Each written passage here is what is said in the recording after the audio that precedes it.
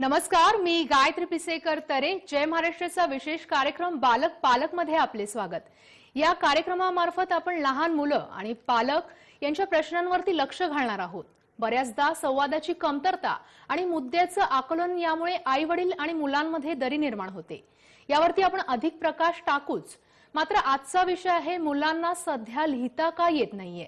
त्या विषयावरती आपण आज हलकी फुलकी चर्चा करणार आहोत. मागील 1.5 वर्षापासून मुलं ऑनलाईन अभ्यास करतायत. त्यामुळे जसं शाळेत वर्गात शिकताना विद्यार्थ्यांच्या हातात पेन असतं, शिक्षक वेळोवेळी शिकवत असताना विषयाचे मुद्दे लिहून देतात. मात्र ऑनलाईन शिक्षण पद्धतीमुळे विद्यार्थ्यांची लिहिण्याची सवय तुटली आहे का, त्यांना लिहायचा कंटाळा येतो का, या प्रश्नांची उत्तरं आपण विद्यार्थ्यांकडूनच जाणून घेणार आहोत. त्यासाठी आपल्यासोबत काही विद्यार्थी जोडले गेले आहेत. त्यांचा परिचय करून घेऊयात. आपल्यासोबत आहे गार्गी श्याम सोनार, अनुषा मिलिंद सागरे, आदिती अजय ओंबासे, रुद्र कडू आणि रोहिणी कडू रुद्रच्या आई आहेत. आपल्यासोबत पालकही जोडले गेलेले आहेत. तसेच आपल्यासोबत लहान मुलांच्या मानसिकतेचं विश्लेषण करण्यासाठी मानसोपचार तज्ज्ञ डॉक्टर राजेंद्र बर्वे जोडले गेलेले आहेत. डॉक्टर राजेंद्र सरांचं आपण स्वागत करूया. तसंच सगळ्या विद्यार्थ्यांचंही आपण स्वागत करूया, पालकांचंही स्वागत करूया. सर्वप्रथम आपला आजचा प्रश्न आहे, मुलांना सध्या लिहिता का येत नाहीये. तर मी मुलांना, आपल्यासोबत जे मुलं जोडली गेलेली आहेत त्यांना विचारू इच्छिते की ऑनलाईन शिक्षण पद्धतीमुळे लिहिण्याची सवय तुटली आहे का. जसं मुलांना पारंपरिक शाळेमध्ये वर्ग भरायचे शाळेमध्ये तेव्हा रोज लेखी अभ्यास असायचा आणि ऑनलाईन मध्ये कसं होतं की ऑनलाईन वर्ग भरतात, त्यामुळे विद्यार्थ्यांची लिहिण्याची सवय तुटली आहे का. तर मी गार्गीला विचारू इच्छिते, गार्गी तुझं जेव्हा ऑनलाईन वर्ग असतो तर तेव्हा ऑनलाईन वर्ग सुरू असताना लिहायची सवय आहे का तुला, तुझ्या हातात पेन असतं का. लिहायची सवय आहे, पण आहे ना जरा स्लो झाली आहे. कारण की रेग्युलर शाळेत जात होती तेव्हा कसं सगळं ब्लॅकबोर्ड वर बघून लिहायला सोपं पडत होतं आणि आता ऑनलाईन मध्ये जरा नेटवर्क प्रॉब्लेम मध्ये जरा स्लो होतं आणि जरा प्रॉब्लेम होतो, म्हणून आता स्लो झालाय. बरं, अनुषा तुझा काय अनुभव आहे.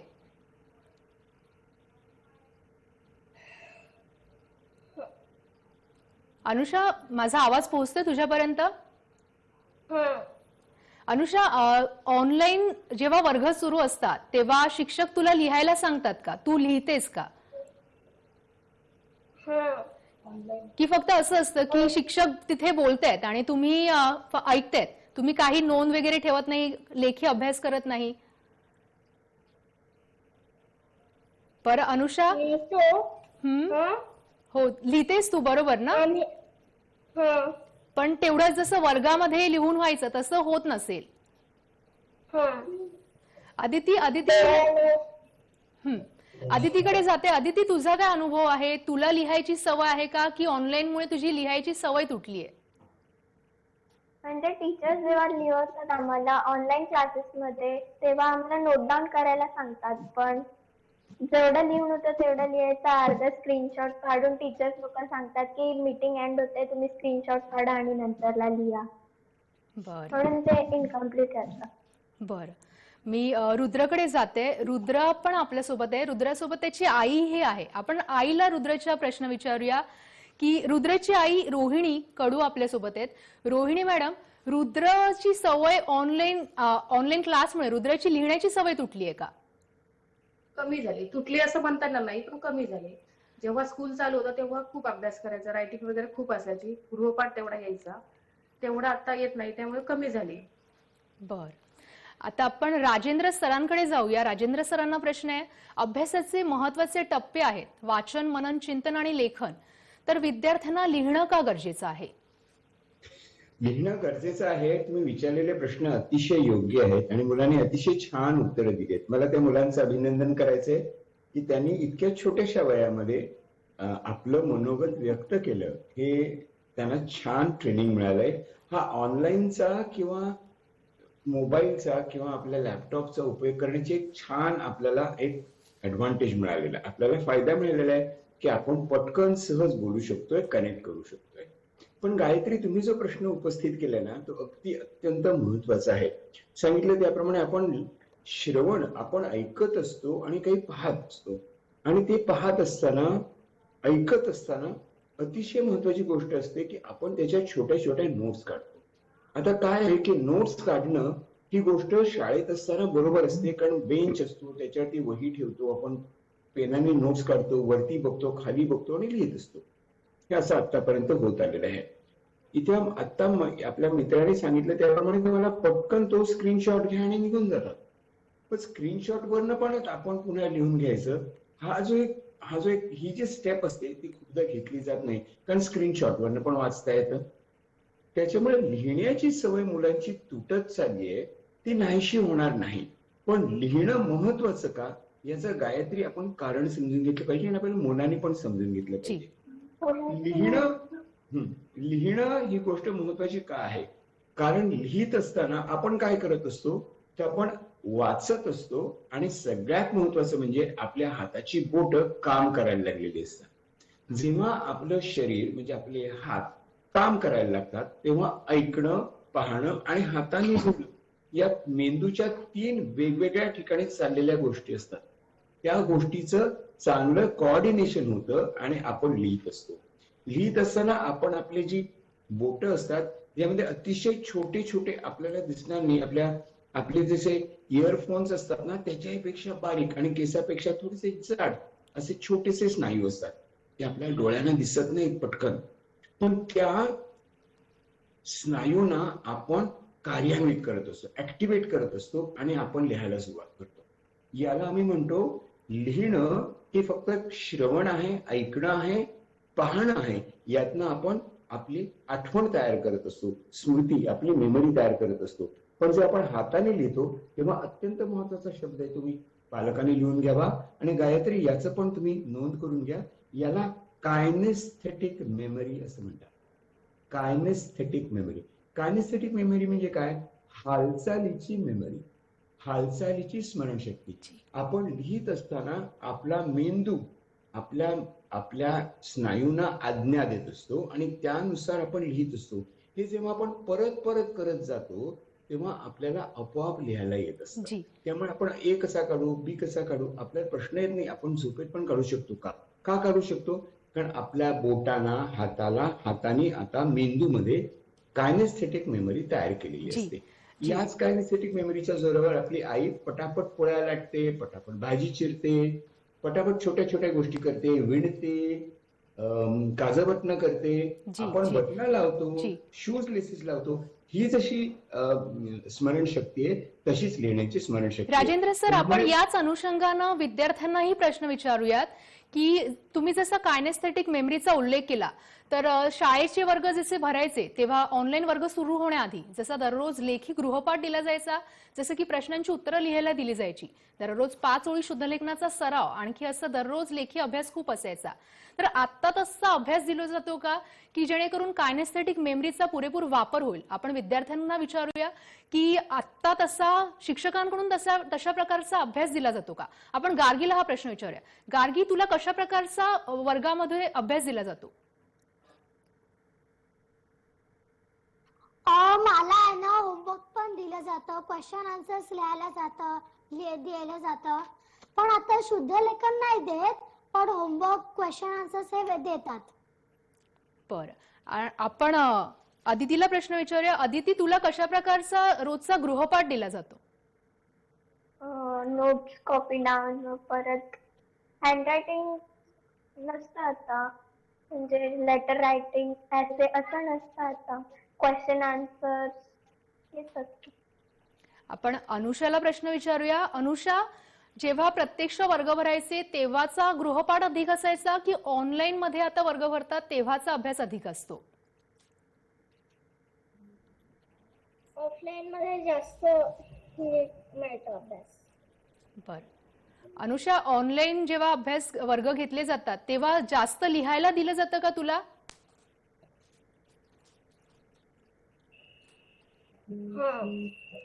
बरं, आपण रुद्रला विचारूया, रुद्रच्या आईला विचारूया. रोहिणी मॅडम, रुद्रला दररोज किती गृहपाठ लेखी स्वरूपाचा असतो?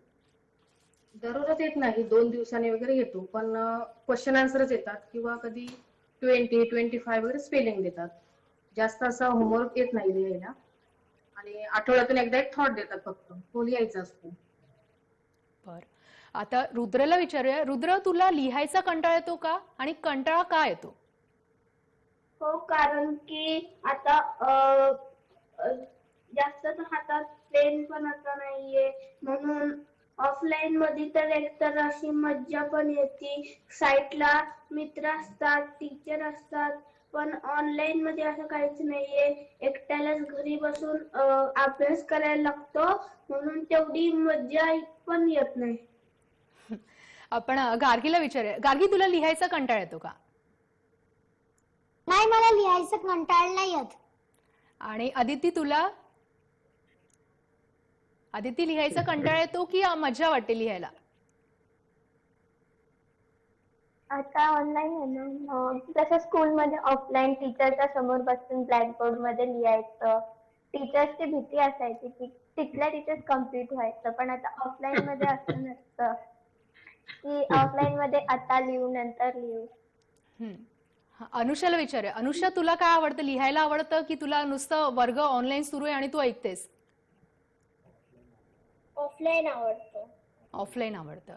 तर आपण सरांना विचारूया. त्रास होतो. बरं, आपण सरांना विचारूया. सर, विद्यार्थ्यांची लिहायची सवय तुटली तर भविष्यामध्ये त्यांना कोणत्या परिणामांना सामोरं जावं लागू शकतं?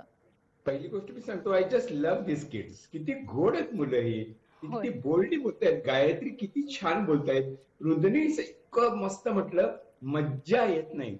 एक्झॅक्टली तीच तर प्रॉब्लेम आहे की आपण शाळेत जातो ते आपण लिहित असतो, ते आपल्या शेजारचा मुलगा काय लिहितोय, शेजारची मैत्रीण काय लिहिते आहे, ते कसं लिहिते आहे, आणि ते एकमेकांना मदत करत असतात. आणि त्यांना मराठी लिहित असताना ज्ञ क्ष अक्षर लिहिणं थोडं कठीण असतं आणि ती लक्षात ठेवून लिहिणं आणखीन कठीण असतं.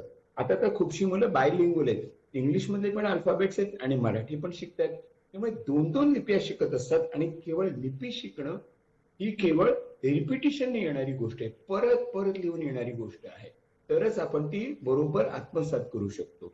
पण हे सगळं करत असताना रुद्र म्हणाला त्याप्रमाणे मज्जा यायला पाहिजे, आणि ही मज्जा आपल्याला शाळेमध्ये आपल्या मित्रमैत्रिणींबरोबर येत असते. शिक्षक आपल्याला तेवढी मजा करू देतात की नाही याच्याविषयी जरा मला शंका आहे. पण आपले मित्रमैत्रिणी मात्र आपल्याला खूप मज्जा करू देत असतात. आणि मग ते लिहिता लिहिता आपल्या चुका होतात, मग आपल्याला त्या दुरुस्त करतात, मग आपण काही वेळेला परत परत लिहायला सांगतात.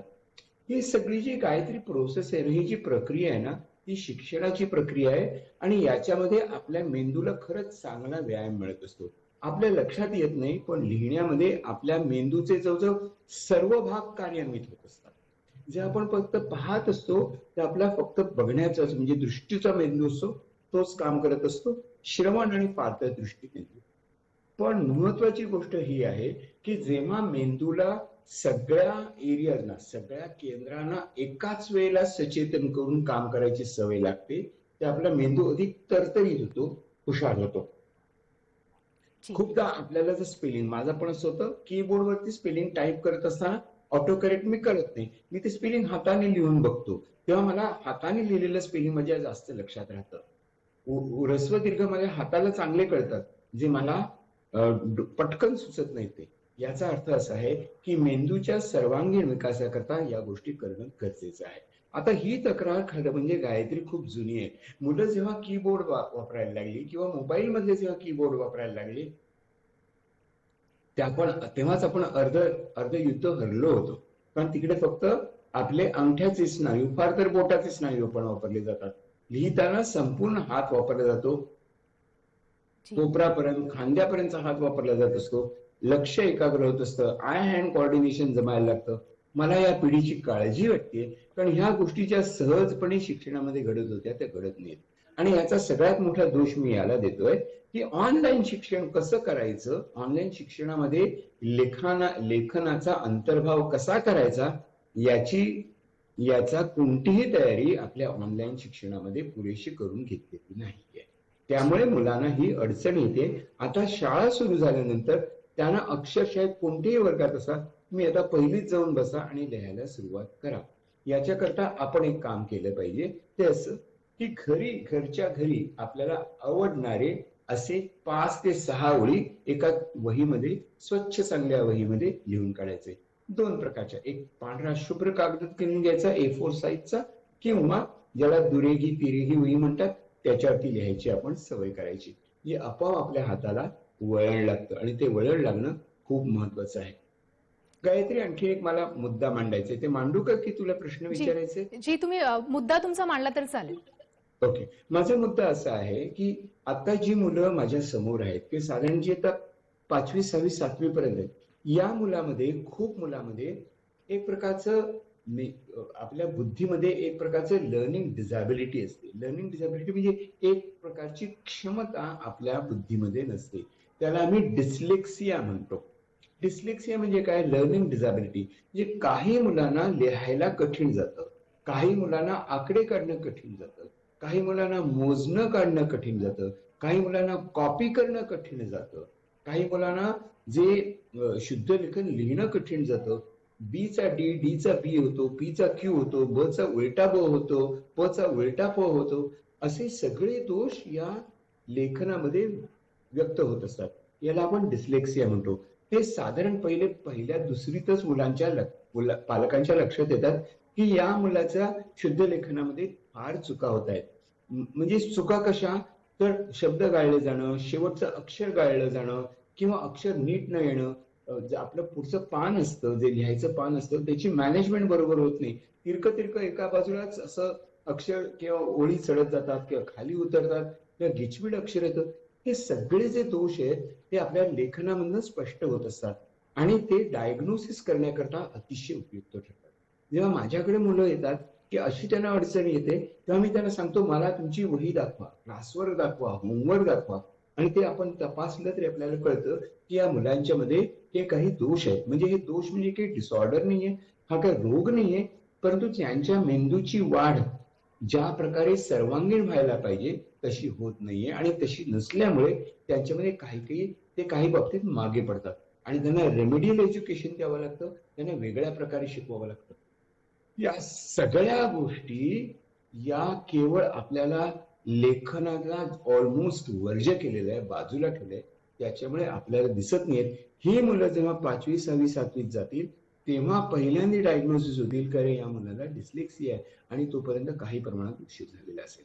जी ही राजेंद्रजी, हा खरं तर फार गंभीर विषय. आपण या प्रश्नाविषयी मुलांनाच विचारूया की त्यांना शुद्ध लेखनाचा सराव दिला जातो का? तर आपण गार्गीला विचारूया. गार्गी, तुला शाळेतून शुद्ध लेखन तुझं छान व्हावं, तुझं अक्षर छान व्हावं किंवा तुला एक व्यवस्थित पद्धतशीरपणे लिहिता यावं त्यासाठी तुला शाळेतून शुद्ध लेखन दिलं जातं का? नाही दिलं जात. आधी ऑफलाईनला दिलं जायचं, आता नाही देत. बरं, आपण अदितीला विचारूया. अदिती, तुला दिलं जातं का शुद्ध लेखन शाळेतून? नाही, ऑफलाईन स्कूल स्टार्ट होते तेव्हा दिलं जातं, आता ऑनलाईन मध्ये नाही देत. आपण हाच प्रश्न रुद्र आणि अनुषालाही विचारूया. रुद्र, तुला दिलं जातं का? नाही, ऑफलाईन असल्यावर द्यायचे पण आता देतच नाही. अनुषाला? अनुषा, तुलाही दिलं जातं का? शुद्ध लेखनाचा सराव दिला जातो का? शुद्ध लेखन लिहून नाही होत माझ्याकडून, पण अभ्यास खूप असतो ऑनलाईन मध्ये. ऑनलाईन मध्ये अभ्यास खूप असतो त्यामुळे शुद्ध लेखन केलं जात नाही, असं अनुषाने उत्तर दिलंय. आता मला आठवतं, शाळेत असताना एखाद्या विषयाचा अभ्यास अपूर्ण असला किंवा केला नसल्यास शिक्षक तोच गृहपाठ 2 वेळा करायला लावायचे आणि 2 वेळाही नाही केला तर 4 वेळा करायला लावायचे आणि तोही नाही केला मग फटके पडायचे. तसं तुमच्यासोबत घडले का? आपण मुलांना विचारूया की लेखी गृहपाठ न केल्यानं कधी फटके पडलेत का? गार्गी, तुला असे फटके पडलेत का कधी? मला कधी असे फटके नाही पडले, पण आहे ना डायरी मध्ये फक्त एकदाच लिहून दिलेलं, कारण की मी जास्त तर अभ्यास करतेच. बरं, गार्गी शहाणी मुलगी आहे, नियमितपणे अभ्यास करते, तिला फटके पडलेले नाहीयेत. अनुषाला विचारूया. अनुषा, तुला असे फटके पडलेत का? तू लेखी गृहपाठ अपूर्ण ठेवलेस आणि त्यानंतर तुला शिक्षकांनी मार दिलाय? शाळेत नाही मारत. तुला नाही मारलं कधी शिक्षकांनी? कधी गृहपाठ अपूर्ण राहिला नाही तुझा? ओरडा पडतो पण. ओरडा पडतो. आपण अनुषाला विचारलं, अदितीला विचारूया आणि रुद्रला विचारूया. अदिती, तुला असं फटके पडलेत का तू लेखी गृहपाठ केला नाही म्हणून? नाही, माझं कम्प्लीट असायचं. वा, अतिशय हुशार अशी ही मुलं आहेत. तर आपण सरांना विचारूया. सर, गार्गी, मला हा नाही प्रश्न विचारलास तू. बरं सर, तुम्ही सांगा. तुम्हाला असे पडलेत का कधी फटके? मला भरपूर फटके पडले. आणि मला असं वाटतं की मला थोडासा अभिमान या गोष्टीचा आहे की मी डॉक्टर असलो तरी डॉक्टरांचं अक्षर हे फक्त केमिस्टलाच कळतं असं म्हटलं जातं. पण मी सुट सुट लिहितो, कॅपिटल लेटर्स मध्ये लिहितो आणि माझ्या प्रिस्क्रिप्शन मध्ये कोणाला वाचता आलं नाही असं जवळजवळ कधी झालेलं नाही. याचं सगळं श्रेय मी माझ्या शाळेतल्या शिक्षकांना देतो. त्यांनी मला फटके मारले याचं दुःख होतं, परंतु त्यांनी माझ्याकडनं करून घेतलं याचा मला आनंद होतो. कारण अत्यंत शिस्तीने ठराविक परिच्छेद लिहिले पाहिजेत, कितीही कंटाळा आला तरी ते लिहिले पाहिजेत असा आग्रह होता. त्यामुळे जे वळण लागतं ते केवळ आपल्या हाताला वळण लागतं असं मी सांगतो, मेंदूला वळण लागतं, पण आपल्या स्वभावाला पण वळण लागतं की जे आपण करतो आहोत ते अधिक व्यवस्थित झालं पाहिजे. त्यामुळे फटक्यांपासून मुलं वाचलीत ही गोष्ट चांगली आहे आणि ते जनरली वाचलेलीच आहेत, पण थोडासा ओरडा आणि थोडीशी शिस्त लावणं खूप महत्वाचं आहे. त्यामुळे मला असं वाटतं की शाळेमध्ये जरी होत नसलं ते घरच्या घरी करायला काहीच हरकत नाही. जी. सर, पालक, शिक्षक आणि विद्यार्थ्यांना यासाठी काय करता येईल? मला असं वाटतं की मी काही काही ऍक्टिव्हिटीज मुलांकडनं करून घेतो. एक म्हणजे शाळेतली जी पाठ्यपुस्तकं असतात ना ती वाचायचं मला ना कंटाळा येतो किंवा परत परत वाचायला आवडत नाही. मग आपल्याकडे खूप छान छोट्या मुलांची पुस्तकं असतात. ती कधी कधी मोठ्या टाईप मधली असतात. ती आपण लिहू शकतो, कारण की आपल्याला लेखनाची सवय करायची.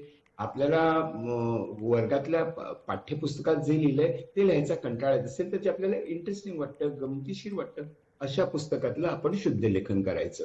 अशा पुस्तकातलं शुद्ध लेखन पण वाचायचं. आणखीन एक मी मुलांना सांगतो की जे आपल्याला लाल शाईने जे लिहिलं जातं त्याच्याऐवजी आपण लिहायचं आणि आपणच तपासायचं आणि आपणच त्याला लाल खुणा करायच्या आणि आपणच ते सुधारायचं. ही सवय खूप महत्वाची आहे. कारण काय आहे की सेल्फ करेक्शन, स्वतःहून दुरुस्त करणं ही सगळ्यात महत्वाची गोष्ट आहे. ती आपण शुद्ध लेखनामध्ये चांगली करू शकत असतो. पुस्तक ठेवायचं, करायचं. तिसरी मी खूप वेगळ्या प्रकारची कृती मुलांकडनं करून घेतो, पालकांना पण सांगतो आणि आता सगळ्यांना सांगतोय. आपल्याकडे गार्गी आणि गायत्री, आपल्याकडे बघा, आपल्याकडे खूप कॉमिक्स असतात, बरोबर जी. आहे. आम्ही लहानपणी अमर चित्रकथा आपण बघितल्या, खूप प्रकारची कॉमिक्स असतात आणि त्याच्यामध्ये गायत्री डू यू नो तर असे बबल्स असतात. त्या बबल्स हो. मध्ये वेगवेगळी वाक्य लिहिलेली असतात. ओ माय गॉड, असं झालं का, बरं मग आता पुढे काय, असं सगळं लिहिलेलं असतं.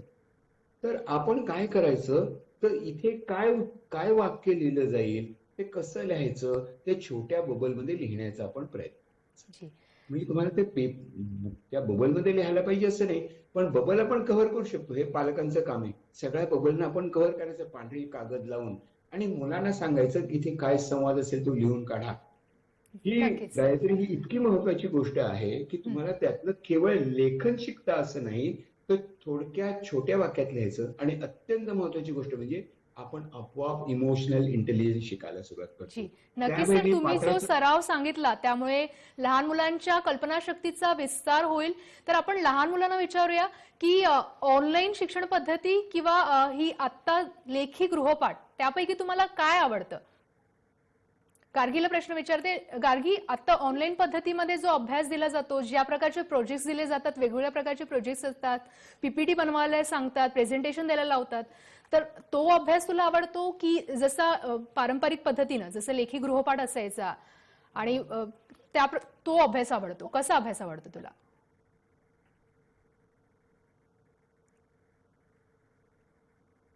गार्गी, माझा आवाज येतोय तुझ्यापर्यंत? हो, येतोय. जी. गार्गी, मी तुला माझा प्रश्न कळला तुला? हो, कळाला. दोन्हीही आवडतं मला अभ्यास. दोन्ही आवडतात. गार्गीला दोन्ही प्रकारचे अभ्यास आवडतात. अदितीला सेम प्रश्न विचारूया. अदिती, तुला कशा प्रकारचा अभ्यास करायला आवडेल? ऑफलाईन, स्कूलमध्ये बसून सगळ्या फ्रेंड्स सोबत टीचरच्या समोर बसून होमवर्क करायला आवडेल, क्लास वर्क करायला आवडेल. तसा अभ्यास. तुला प्रेझेंटेशन्स वगैरे तसे आवडत नाहीत का, ऑनलाईन केले जाणारे? आवडतात, दोन्ही पण. रुद्राला विचारूया. रुद्र, तुला कशा प्रकारचा अभ्यास आवडतो? मला दोन्ही आवडतात, पण जास्त ऑफलाईन आवडतात. ऑफलाईन आवडतं. आता आपण अनुषाला विचारूया. अनुषा, तुला कशा प्रकारचा अभ्यास आवडतो? मला ऑफलाईनचा अभ्यास आवडतो. ऑफलाईनचा अभ्यास आवडतो. तर आपण सगळ्या विद्यार्थ्यांशी संवाद साधला. सगळ्या विद्यार्थ्यांनी लेखी आणि ऑनलाईन दोन्ही प्रकारचा अभ्यास आपल्याला आवडतो असं उत्तर दिलेलं आहे. आपण आता राजेंद्र सरांना प्रश्न विचारूया. राजेंद्र सरांना जाता जाता, सर तुम्ही विद्यार्थी आणि पालकांना लेखनाची काय गरज आहे ते पुन्हा एकदा सांगावं. मी आतापर्यंत जे स्पष्ट करून सांगितलेलं आहे की लेखन हे केवळ लिखाण असतं असं नाही, तर लेखन हे ट्रेनिंग आहे आपल्या मेंदूचं आहे. आपल्या मेंदूमध्ये जे मोटर कॉर्टेक्स असतो जो आपल्याला शिकवत असतो कसं वापरायचं स्नायू, ते ऐकणं, पाहणं आणि तसं लिहिणं, याच्यामध्ये मेंदूचा जवळजवळ सगळा भाग कार्यान्वित होत असतो. सगळे भाग चेतवले जातात आणि त्याच्यामुळे आपण लिखायला शिकतो. आणि एखादी गोष्ट परत परत आपण करायला लागलो की त्याचा सराव होतो. म्हणजे आपल्या मेंदूमध्ये त्या गोष्टी, आम्ही त्याला असं म्हणतो, हार्ड वायर्ड होतात. म्हणजे ते आपोआप गोष्टी घडायला लागतात. हे करण्याकरता सराव करणं खूप महत्वाचं आहे. आणि हा सराव मुलांचा चुकतो आहे. आणि तो चुकल्यामुळे ही जी बेसिक स्किल्स आहेत ती मुलांकडनं आता ती त्यांच्यातनं कमी पडतायत मुलं. मला असं वाटतं की शाळेत गेल्यानंतर शिक्षक बहुतेक वेळेला आता हा पोर्शन पूर्ण करायचंय, हा करिक्युलम पूर्ण करायचंय याच्या मागे लागतील. तर त्याच्याऐवजी मुलांचे शिक्षण काय आहे, कुठे आहेत, कशी आहेत याचा अभ्यास करून घेणं आणि एक इयत्ता मागे जाऊन त्यांच्याकडनं सगळा अभ्यास करून घेणं, म्हणजे अशा प्रकारचा हे खूप महत्वाचं आहे. त्याच्यामध्ये मुलांना आपण काय सनावळ्या शिकलो आणि काय त्यातनं शिकलो आणि त्या कवितांचे काय अर्थ ह्याच्यापेक्षा एकत्र येणं, गमतीनं एकत्र अभ्यास करणं, गमतीनं लेखन करणं, वेगवेगळ्या रंगाची पेनं घेऊन लेखन करणं, हे मुलांना मी खूपदा सांगतो की वेगळ्या रंगाची पेनं घ्या आणि लिहा. म्हणजे तुम्हाला गंमत वाटते, तुमचं कागद पण छान दिसायला लागतो. इतक्या छोट्याशा गोष्टी असतात. या गोष्टी जर आपण आजमावल्या तर आपल्याला आपोआप सराव होईल. मुलांचं मेंदू अत्यंत संस्कारक्षम असतो. अजून वेळ गेलेली नाहीये. अजून पालकांनी त्यांच्याबरोबर बसून या गोष्टी केल्या पाहिजेत आणि त्यांनी छान काम केलं की त्यांना रिवॉर्ड मिळायला पाहिजे. आपण पनिशमेंटच्या गोष्टी करतो, पण मला अजून आठवत नाही की तुझं हस्ताक्षर चांगलं आहे, ही घे शाबासकी, असं मला शिक्षक म्हणायचे आठवत नाही. असं जर जास्त वेळा म्हणाले असते ना तर अजून माझं हस्ताक्षर सुधारलं. नक्कीच. डॉक्टर राजेंद्र, वेळेअभावी आपल्याला थांबावं लागतंय. तुम्ही खूप छान मार्गदर्शन केलं विद्यार्थ्यांसाठी आणि पालकांसाठी. तुम्ही वेळात वेळ काढून इथे आलात त्यासाठी खूप खूप आभार. आणि आपण विद्यार्थ्यांनाही धन्यवाद देऊया, त्यांनी खूप छान प्रकारे संवाद साधला. तर आता कार्यक्रमामध्ये आपल्याला इथेच थांबावं लागतंय. बालक पालक हा आपला विशेष कार्यक्रम होता. लिहिणं का गरजेचं आहे याविषयी आपण चर्चासत्र हलकं फुलकं घडून आणलं. आता कार्यक्रमामध्ये इथे वेळ झाली थांबण्याची. तुम्ही पाहत रहा जय महाराष्ट्र न्यूज.